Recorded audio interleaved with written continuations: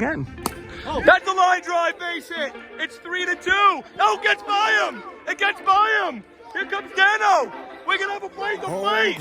Lee with the throw. He's safe at the plate. Gotta hit the road. The sun ain't changed in the atmosphere. Architecture unfamiliar. I could get used to this. Time flies by in the yellow and green. Stick around and you'll see what I mean. There's a mountain. He fell down and he cannot score. If you need me, you know where I'll be. I'll be riding shotgun underneath the hot sun, feeling like a someone. I'll be riding shotgun underneath the hot sun, feeling like a someone. We're south of the equator, navigator. Gotta hit the road, gotta hit the road. Hey, we are back with JT, the analyst extraordinaire, and we are here to talk about the Kekambas, Jack Abadi's team. Now, Jack Abadi coming off a phenomenal season last year. MVP champion. Comeback player of the year. Yes, comeback player of the year, batting title, but did not get it done in the postseason when they fell to swimming in made some big key errors in that game. Okay, let's discuss this squad. It was a very interesting draft for JT, for Abadi, because at the famous pick, this turned the whole draft upside down when he took my man Jake DeWeck, who's a phenomenal center fielder, before some of our famous center fielders of Abe J. Cohen and yours truly, JT. What did you think that Jake finally leapfrogged you over here? So Jake, I have no problem with this pick at all. I think we're all splitting hairs. I think we're all pretty much the same. And he played with him last year. He loved him.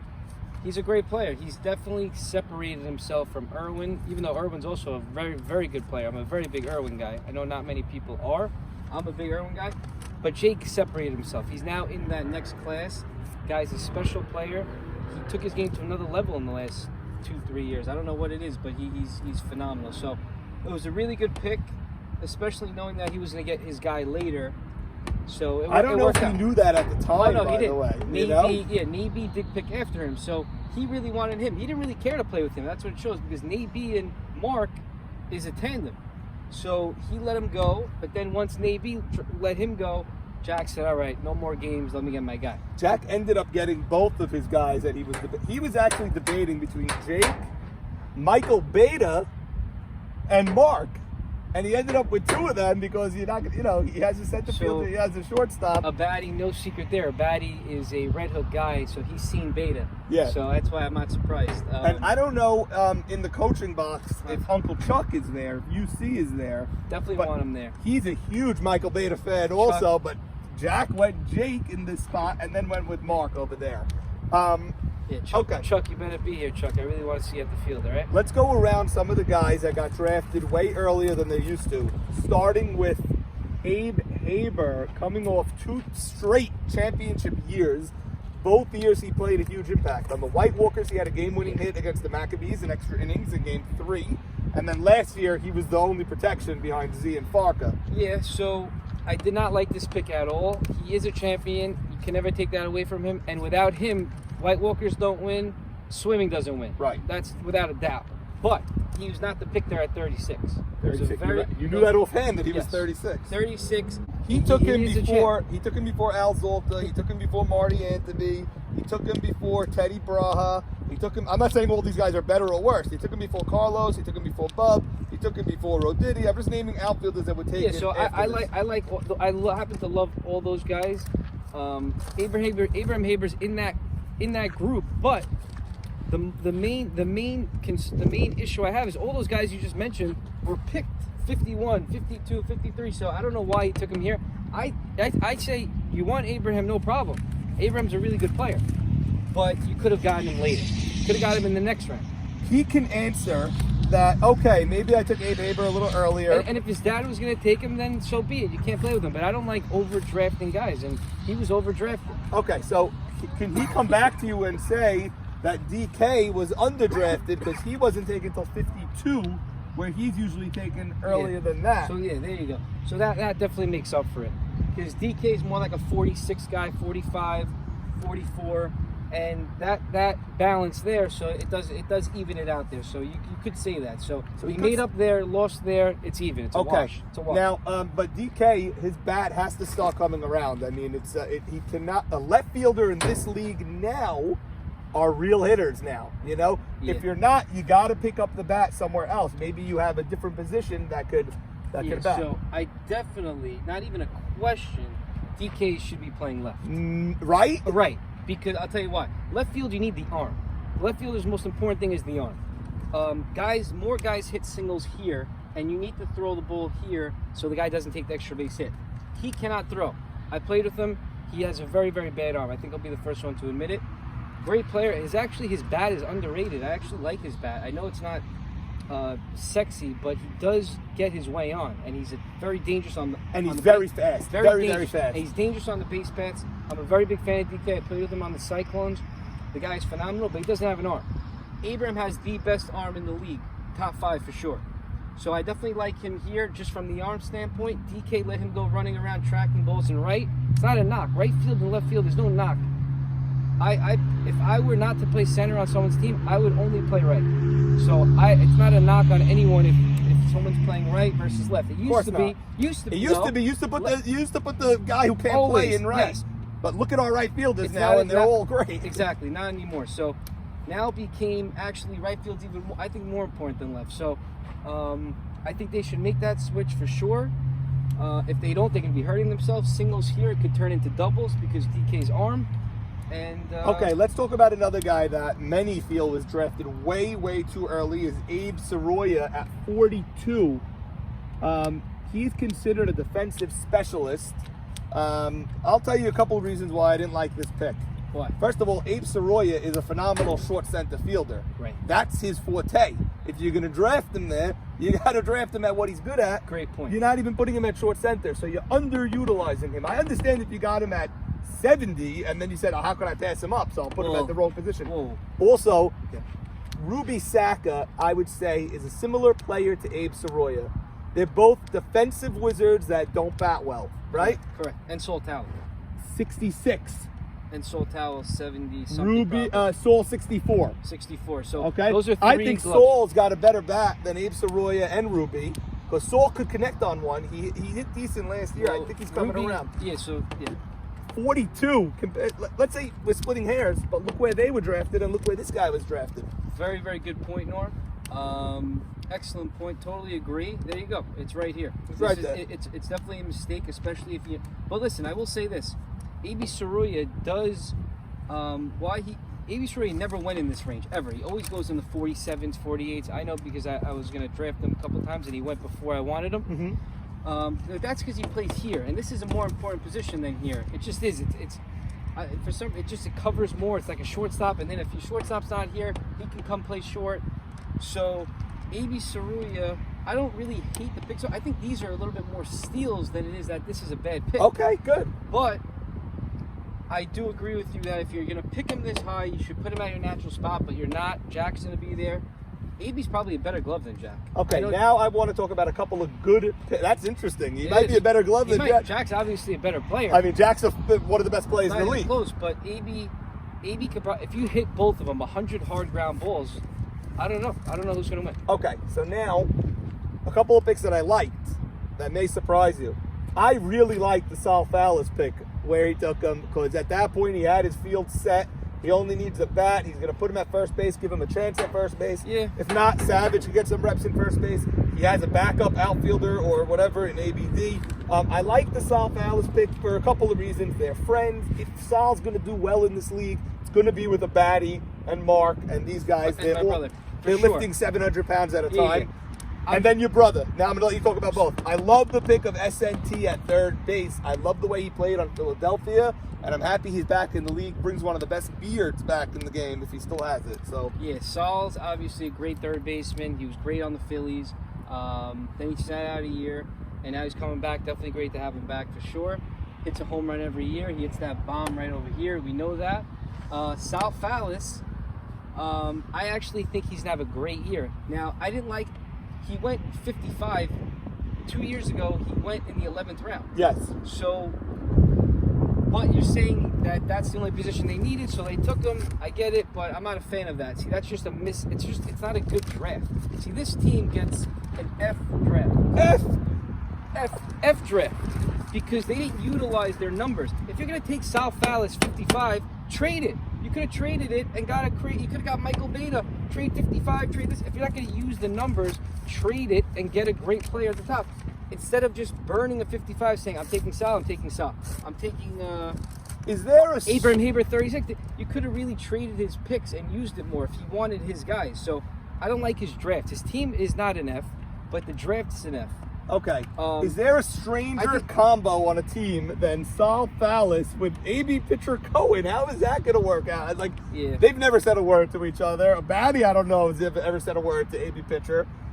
You played with AB on Philly, back to Philadelphia. I played with AB a bunch of times. He's one of my favorites. I do think, though, he's definitely on the decline. I'm not going out on a limb here saying that. He's not the same what he was 2 years ago on the Phillies. He actually led the league in ERA. But last year facing him, he just didn't have anything on his pitches, and he's only pitched one game. Now he's got to pitch two. So I don't like the pitching at all. The defense is good. The entire defense is filled out. This is all excellent. Handles his own. Defense is an A. The offense is not good either. I don't like their offense. You have Jack. You have Mark, you have Jake, and then the rest are solid players. My brother's a solid hitter, DK's solid, Abe Haber's solid, Fallis is, I think, going to have a very nice year hitting. I think he's going to have a big year hitting. I do. I think he's putting the work in. As long as he puts the work in, he'll be good. If he's not going to put work in, then he's not going to be good. Okay. But I think he's putting the work in, so I like where he's going to go. The offense is going to be a little bit tough. I don't think Jack's going to see many pitches unless he puts Jake behind them. Okay.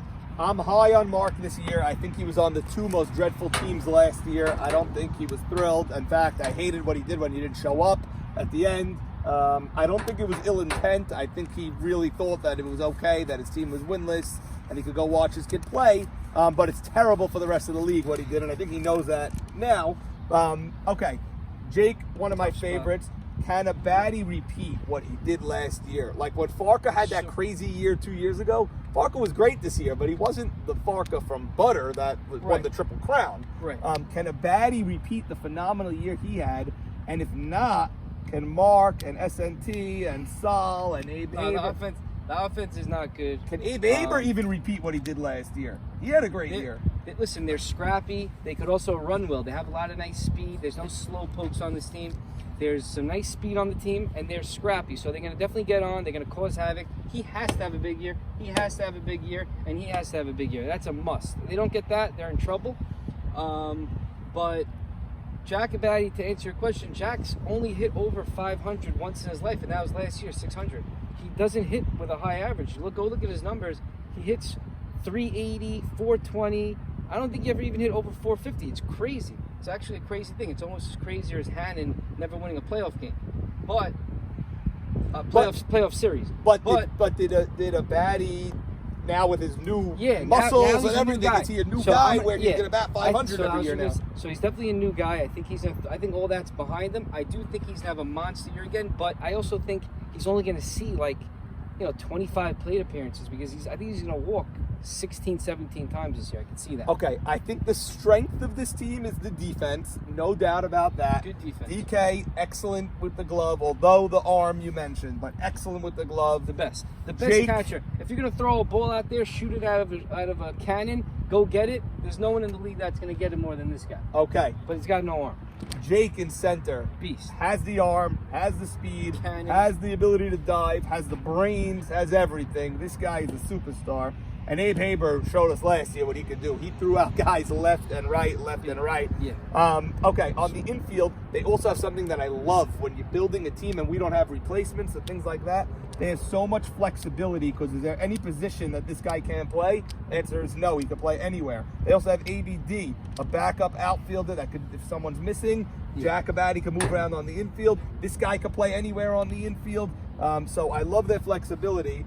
Ike is going to be catcher. He doesn't love to catch, Ike Vitesh. They don't have an old school catcher. And if Abe Haber thinks he's going to be throwing home all the time like he did last year, they may have issues over there. Maybe he could catch, but I'm not sure. Maybe. But so for grading time, to me, you need at least 2 out of the 3 here to be a contender. Good. Wait, before you go. Yeah. Would ABD catch? I don't think he would. I wish he would, because that would really complete this team defensively. I guess so he well. may have to, because he's not playing the outfield, so he may have to DH or catch. Maybe he'd rather catch than DH, but Right. some guys don't. But Okay, go. so for this, you need at least 2 out of the 3 to make the playoffs and to be a contender. Maybe you can make the playoffs with 1 out of the 3, but you're not going to win a championship with 1 out of the 3. This team only has 1 out of the 3. So I have that team not doing any damage. Maybe they could slip in the playoffs, but they will not win a championship. They have no chance. They're not a contender. They have the defense. They have lack of offense and lack of pitching. So I'm going to give them for a team grade, I'm going to give them a C-. So this was a draft grade. This is a team grade. Yeah. Okay.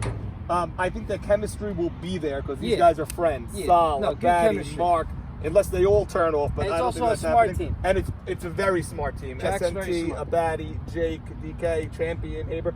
Did he go back to the well Jack's too is smart. often?